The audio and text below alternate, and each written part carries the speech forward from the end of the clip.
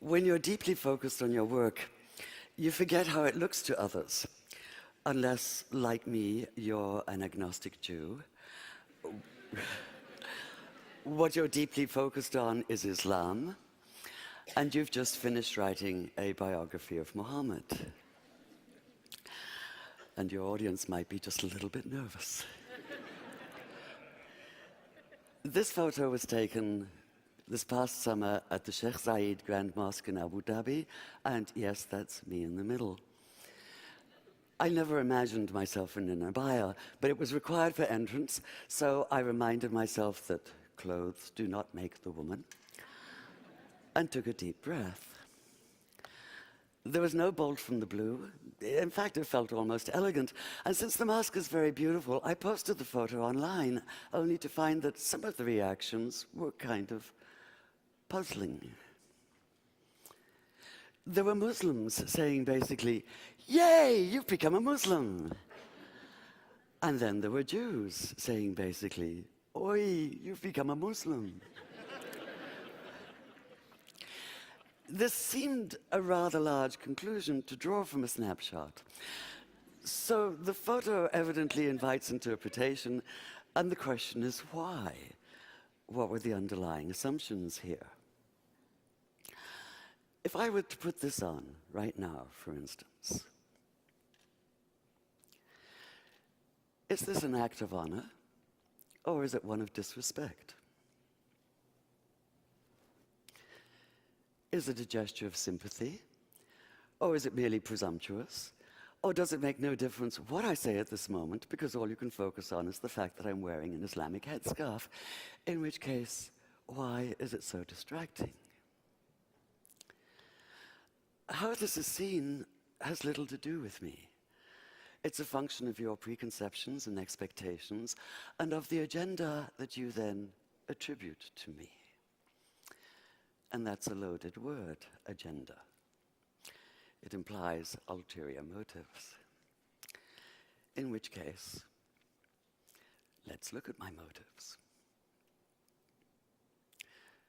To the question of how come I decided to write about Muhammad, my immediate answer is, how not? We're talking about one of the most influential figures of all time, a man who radically changed his world and is still changing ours. So how can so many of us know so little about him? How come just the idea of writing about him seems to be fraught with tension?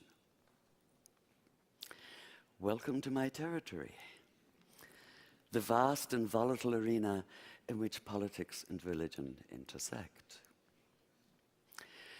Consider the renewed atmosphere of distrust and bitterness this past summer, for instance, when a noxious little YouTube video caricaturing Muhammad sparked protests leading to dozens of deaths. There were any number of agendas involved here, none of them good. That of the small-minded bigots who made the video in the first place, small-minded bigots being a redundant phrase, if ever there was one. Of the Saudi-financed TV station in Cairo that picked it up and made a big show of it, thus ensuring that while maybe 30 people had seen it before, now millions would. Of the once reputable news magazine, trying to revive its fading readership by implying that all Muslims worldwide were rioting in the streets, as opposed to a few hundred extremists and often just a few dozen.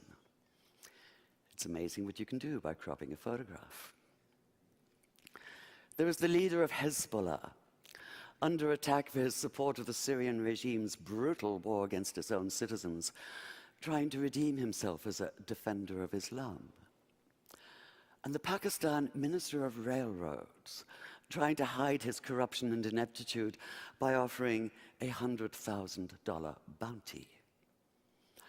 And the usual American Islamophobes, putting up crude us and them posters in the New York and DC subways. So many people jumping on the bandwagon. But where was Muhammad himself in all this? Where was the man who listened to the Quran telling him, and by extension all Muslims, to pay no attention to taunts and mockery? Ignore them, it keeps saying. Let them be. Turn your face away. or in the words of Jesus, turn the other cheek. While Muhammad has certainly been distorted by his detractors, he sometimes seems to have been equally distorted by the loudest of his self-proclaimed defenders, which makes it all the more urgent that we know who he really was. Yet the millions, if not billions, of words that have been written about him often seem to obscure as much as they reveal. The more of them I plowed through, the more it felt as though he were being weighed down by the sheer accumulated mass of them. What I wanted was a real feel for the man himself. I wanted the vitality and complexity of a full life lived. I wanted, in short, to see Muhammad whole. And this meant steering clear of a virtual minefield of agendas, including piety and sentiment and stereotype and judgmentalism. So even as the hundreds of research volumes piled up on my floor, my most valuable research tool may have been this one-word reminder pinned beside my desk. Think. Take the pivotal moment of Islam, for instance, which is what happened to Muhammad one night in the year 610 on a mountain just outside Mecca. He'd gone up there, it seems, in the hope of perhaps a quiet moment of insight. The last thing he expected was the blinding weight of revelation. So what struck me in the earliest account we have of that night was not even so much what happened as what did not happen. Muhammad did not come floating off the mountain as though walking on air. He did not run down shouting hallelujah and bless the Lord. He did not radiate light and joy. There were no choirs of angels, no music of the spheres, no elation, no ecstasy, no golden aura surrounding him. Not even the whole of the Quran fully revealed, but only 5 brief verses. In short, he did none of the things that might make it easy to cry foul, to put down the whole account as an invention, a cover for something as mundane as personal ambition. Quite the opposite. In his own reported words, he was convinced at first that what had happened couldn't have been real. At best, he thought it had to have been a hallucination, his own mind working against him. At worst, possession, and he'd been seized by an evil jinn, a spirit out to deceive him, even crush the life out of him. In fact, his first instinct was to leap off the highest cliff and escape the terror of what he'd experienced by putting an end to all experience. Whether you believe the words he heard that night came from inside himself or from outside, it seems absolutely clear that Muhammad did experience them, and that he did so with a force that would transform himself, his sense of himself and his world.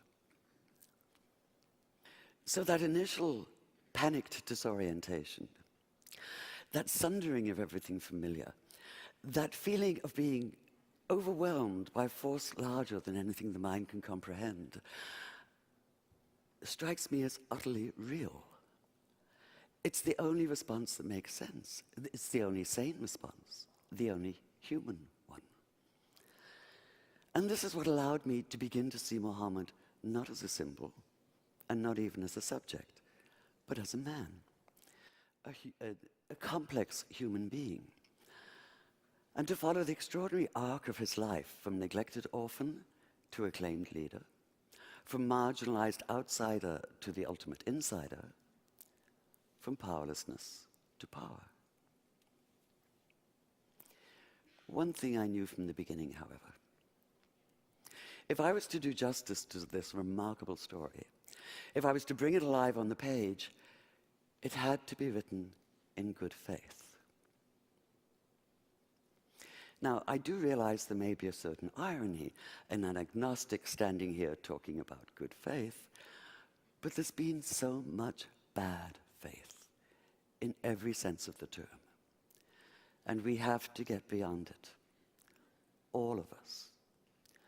Whether we're secular or religious, theist or atheist or anywhere in between, we are all impacted by the words and actions of extremists. What happens in one tiny corner of the world now reverberates globally. But whether we live in Tehran or in Tel Aviv, in New York or in New Delhi, we do have a choice. We can refuse. Refuse, that is, to allow ourselves to be led by anger and suspicion. Refuse to allow ourselves to be manipulated by extremists of all stripes. Refuse their narrow vision, their comic book distortions, their miserably small minds. We have to reclaim the narrative, the full narrative, beyond stereotypes, beyond snap judgments, beyond headscarves. Just as we need to see Muhammad whole, so we need to start seeing each other whole, in good faith. Thank you.